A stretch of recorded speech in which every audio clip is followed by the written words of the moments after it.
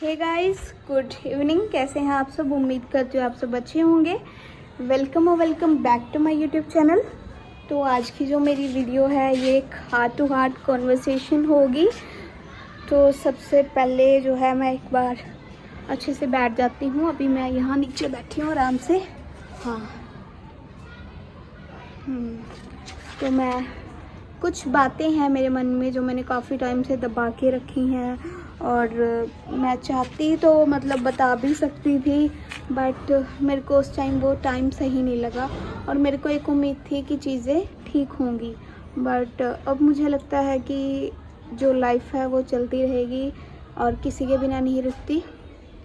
तो जब मेरी शादी हुई थी तो हर एक लड़की की ख्वाहिश होती है कि शादी में वो बहुत ही अच्छा सा कपड़े पहने और उसको बहुत ज़्यादा चीज़ें मिलती हैं।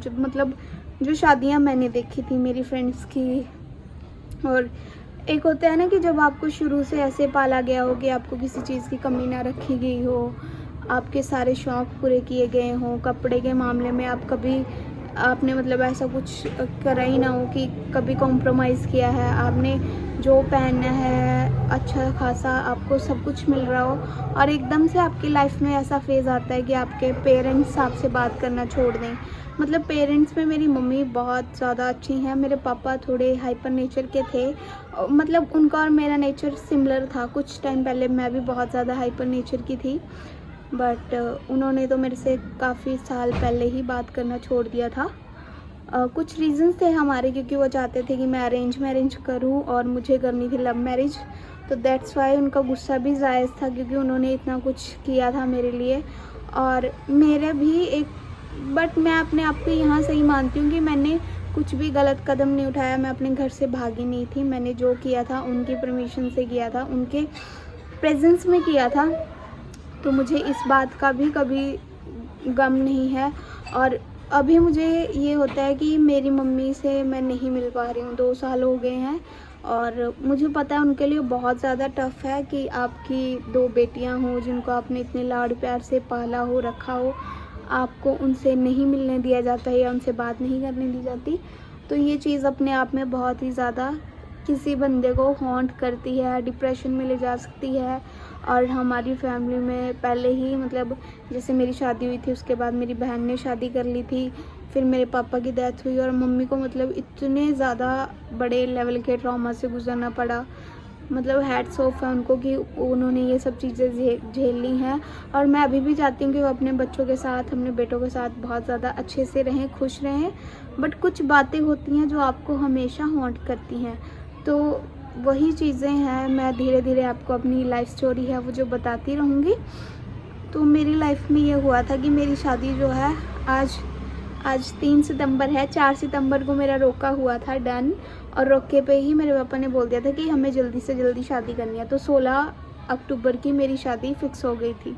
तो शादी में मुझे मतलब मेरे जो मौसा जी थे, मम्मी के मतलब मम्मी के जीजा जी तीनों, वो चाहते थे कि मेरी शादी बहुत ज़्यादा अच्छे से हो। वो सारा खर्चा उठाने के लिए भी तैयार थे और मेरे पेरेंट्स भी इतने कैपेबल थे कि वो सारा खर्चा उठा लें। बट पापा को गुस्सा था और पापा को मेरे कुछ रिलेटिव्स ने इतना ज़्यादा भड़का दिया था कि उन्होंने उस टाइम ये चीज़ें करी। तो मुझे उनसे कोई गुस्सा नहीं है। बट एक लड़की की ख्वाहिश होती है कि उसकी शादी पे उसे बहुत ज़्यादा अच्छे से ट्रीट किया जाए, है ना, अच्छे कपड़े मिलेंगे, सब मिलेंगे। पर मेरे को सिर्फ ताने मिलते थे। क्योंकि मैंने सिर्फ ये इतना किया था कि मेरे को एक लड़का पसंद आ गया था। मैंने अपनी फैमिली को बता दिया था कि मेरे को उससे शादी करनी है। तो ये मेरी सबसे बड़ी गलती थी। तो उस टाइम मेरे मम्मी को भी किसी ने भी फाइनेंशियली सपोर्ट नहीं किया था। मेरे पास भी इतना नहीं था। मैंने थोड़ा इकट्ठा कर रखा था। मतलब वो सिर्फ मेरे पास 7-8 हज़ार रुपये थे उस टाइम पे।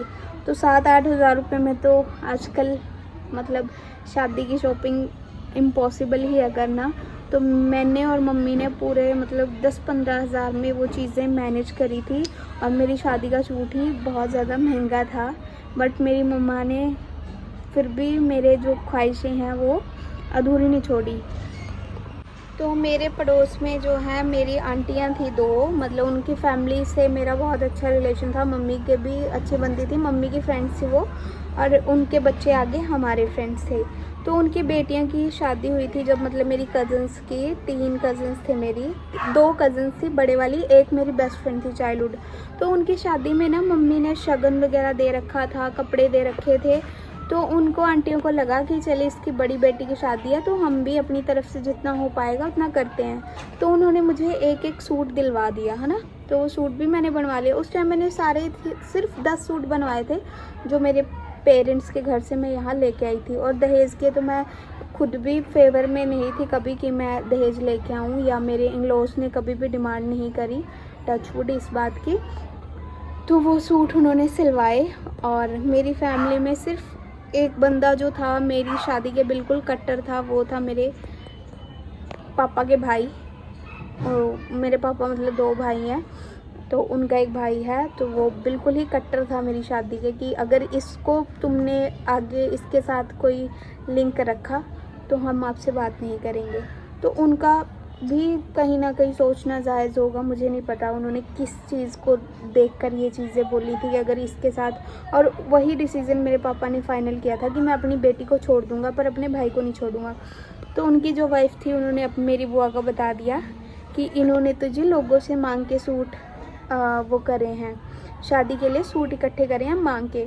तो सबसे पहली बात, वो किसी ने मांगे नहीं थे, वो मेरी मम्मी ने उनकी बेटी को शगन दिया था। और उन्होंने भी ह्यूमैनिटी के तौर पर ऐसे कर दिया था कि चलो इन्होंने हमें शगुन दिया है तो हम भी इनका शगुन जो है वापस करेंगे। एक सूट में कोई ना ज़्यादा बड़ा हो जाता है ना कोई छोटा हो जाता है, एक जस्ट एक प्यार जाहिर करने का तरीका होता है, ठीक है।